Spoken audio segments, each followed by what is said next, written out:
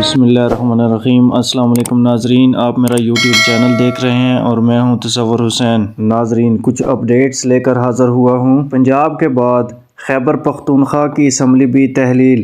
کے پی کے وزیر اعلیٰ محمود خان نے سمری پر دستخط کر کے سمری گورنر کو بھیج دی ہے۔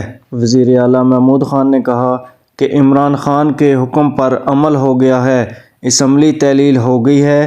یہ تو صرف اسمبلی ہے، عمران خان کے حکم پر جان بھی قربان کر دیں گے۔ جو کہتے تھے کہ اسمبلی تحلیل نہیں ہوگی وہ دیکھ لیں۔ انہوں نے مزید کہا کہ ملکی مفاد میں اسمبلی تحلیل کرنے کا فیصلہ کیا ہے۔ اب 90 دن میں الیکشن ہوں گے، کارکردگی پر پھر 2/3 کی اکثریت سے حکومت بنائیں گے۔ ناظرین، وزیر اعظم شہباز شریف کے خلاف تحریک عدم اعتماد سے حکومت خوفزدہ ہو گئی ہے۔ اسپیکر قومی اسمبلی راجہ پرویز اشرف نے پی ٹی آئی کے 35 ارکان کے استعفے منظور کر لیے ہیں۔ اسپیکر راجہ پرویز اشرف کی سفارش پر الیکشن کمیشن نے 35 ارکان کو ڈی نوٹیفائی کر دیا ہے۔ ناظرین، پی ٹی آئی کے رہنما شاہ محمود قریشی نے رد عمل میں کہا کہ استعفے قبول کرنے ہیں تو تمام 125 ارکان کے قبول کریں۔ مخصوص ارکان کے استعفوں کی منظوری بدنیتی ہے۔ عدم اعتماد کا راستہ روکنے کے لیے حکومت نے یہ کھیل کھیلا ہے۔ انہوں نے مزید کہا کہ اسپیکر نے تحریری کہا تھا کہ ایک ممبر کو بلا کر تسلی کے بعد استعفے منظور کروں گا۔ کیا اسپیکر کے سامنے ارکان نے پیش ہو کر منظوری کا مطالبہ کیا ہے؟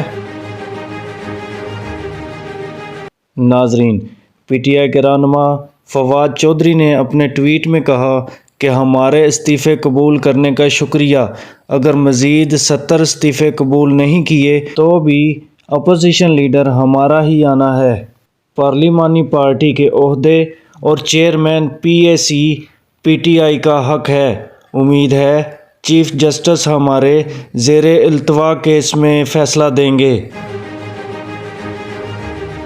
ناظرین، وفاقی وزیر داخلہ رانا ثناء اللہ نے کہا کہ جو استعفے دینے کی بڑکیں مارتے تھے ان کے منظور کیے گئے ہیں۔ اگر تحریک انصاف کا یہی رویہ رہا تو مزید استعفے بھی منظور کیے جائیں گے۔ انہوں نے مزید کہا کہ منفی سیاست کے علاوہ پی ٹی آئی کا کوئی کام نہیں۔ اسپیکر نے ہم سے کوئی مشاورت نہیں کی، وہ اس کے پابند نہیں ہیں۔